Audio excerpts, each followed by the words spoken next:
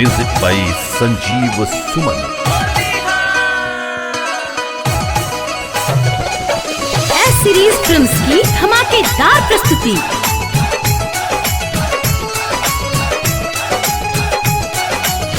Singing by Kumar Kargil.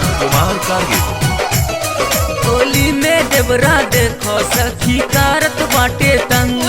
Holi में देवरा देखो सखी करत बाटे तंग। जहाँ डाले के वा नइखे वही डालत बाटे रंग।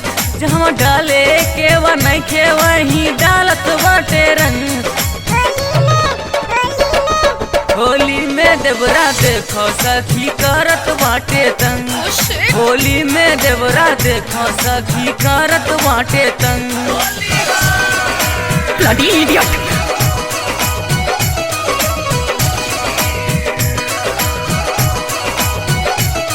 जब फागुन महीना आइल लइकन के मन बहकोता।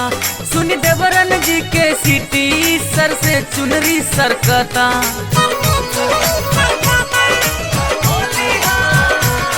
जब फागुन महीना आइल लइकन के मन बहकोता। सुन देवरन जी के सीटी सर से चुनरी सरकता। पूरा होली में बाइल सबे लइकन के संग। पूरा होली में बाइल सबे लइकन के संग। होली में देवरा देखो सखी करत बाटे तंग। होली में देवरा देखो सखी करत बाटे तंग। Bloody idiot.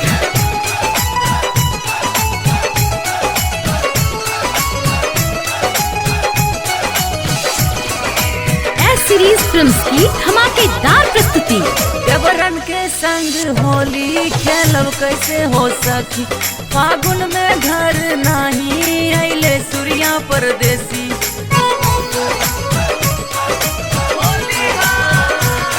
देवरन के संग होली खेलब कैसे हो सखी। फागुन में घर नहीं अइले सूर्या परदेसी। कुमार कारगिल से कहनी ताऊ रही गइले दंग।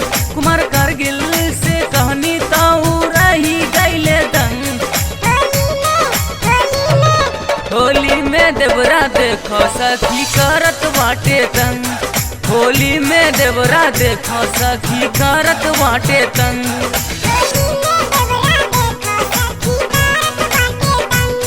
होली में देवरा देखो सखी करत बाटे तंग। जहाँ डाले के वा नइखे वही डालत बाटे रंग। जहाँ डाले के वा नइखे वही डालत बाटे रंग। होली में देवरा देखो सखी करत बाटे तंग।